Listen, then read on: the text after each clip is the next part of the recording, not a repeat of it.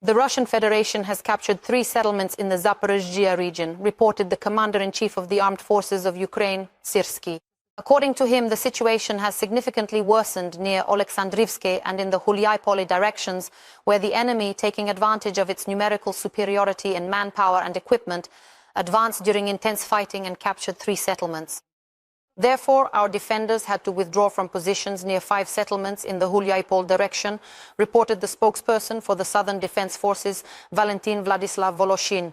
Ukrainian troops have completely withdrawn from Uspenivka and Novomykolaiivka. Fierce battles are ongoing for Rivnopilia, Yablukove and several other settlements. The invaders are trying to cut off the logistical route leading from Pokrovsk in the Dnipropetrovsk region. And in the Pokrovsk direction, the Russians are already entering the city itself.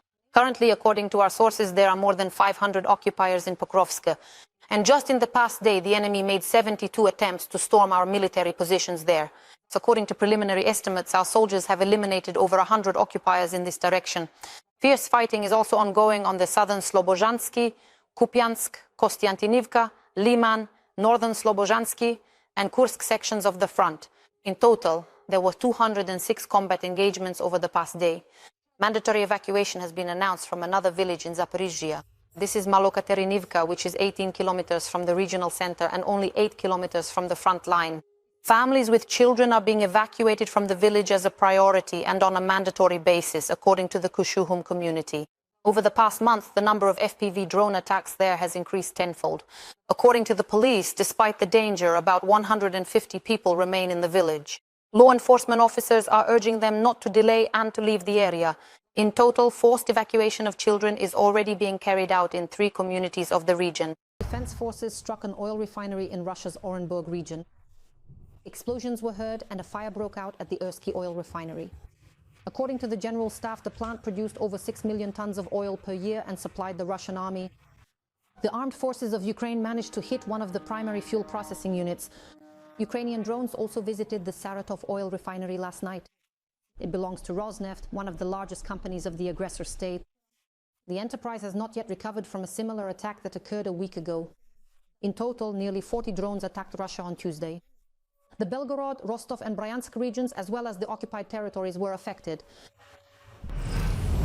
The defense forces have withdrawn from positions near 5 settlements in the Huliaipole direction. This was reported to Suspilne by the spokesperson for the Southern Defense Forces, Vladislav Voloshin. Ukrainian troops have completely withdrawn from Uspenivka and Novomykolaiivka. Fierce fighting continues for Yablukove and several other settlements. The invaders are trying to cut off the logistical route leading from Pokrovsk in the Dnipropetrovsk region. And in the Pokrovsk direction, the Russians are already entering the city itself. A video has appeared online showing infantry on bikes and motorcycles moving freely through the southern outskirts. The enemy took advantage of the thick fog. TSN sources reported that this video is already a few days old. Later, footage appeared showing pilots from the 68th Brigade shooting up a parking lot of abandoned bikes. But there were no enemy infantry nearby. They had already moved into the city. Currently, according to our sources, there are more than 500 Russians in Pokrovsk. A correspondent from SN Tizhden visited near Pokrovsk. Oleksandr Syrskyi and his report are coming up next. Pokrovsky district. We're heading in. What's the scariest thing for journalists at the front? No, not the shelling. The scariest thing is when you're near the front line and you don't know the way. You're not sure you're not driving straight into enemy positions. Different positions, such as various positions. Dozens of burned out cars on the road, shattered houses. We're near Kucharyavy Yar, where until recently, fierce fighting was taking place.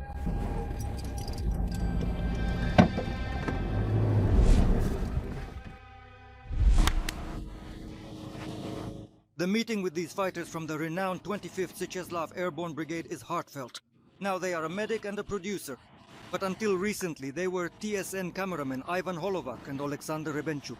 Each of them has filmed hundreds of reports from the front lines. Now they themselves are defending this country with weapons in their hands. Their work begins at dusk. The fighters quickly assemble the bombers. These are powerful quadcopters. We call them vampires, while the enemy calls them Baba Yaga. The new device is being tested by a fighter with the call sign Krim. Just a few hours ago, he received an award from the president's hands. He was presented with the Order for Courage 3rd Class. So, any chance of a vacation? No? Not the right time for a vacation? It's just not the time for a vacation yet. And here near Pokrovsk, there really is no time to rest right now. The commander with the call sign Burzui is urging his men on. The vampires should already be at the front line. The situation at the front is tough. Mirnohrad, Pokrovsk, and our other defensive positions that are still bravely holding are keeping our land.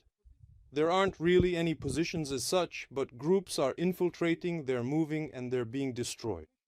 That's how the commander describes the situation in Pokrovsk. The enemy is infiltrating the city in small groups. They are not engaging in combat with Ukrainian units. Their main objective is to get into our rear and establish themselves there. It turns into a kind of layered pie. The enemy is in the rear of our forces, but our troops are also in the enemy's rear. Ammunition, fuel, and food can only be delivered to the outskirts, only at night and with great risk. After that, the bombers get to work. These drones will be flying all night long. They won't be bombing enemy positions. They will be rescuing our soldiers right in Pokrovsk. The first flight is for gasoline. Fuel means a generator. It means charging for radios. It means communication. Some things will break, some won't. We drop it onto the net and then who knows how it'll go.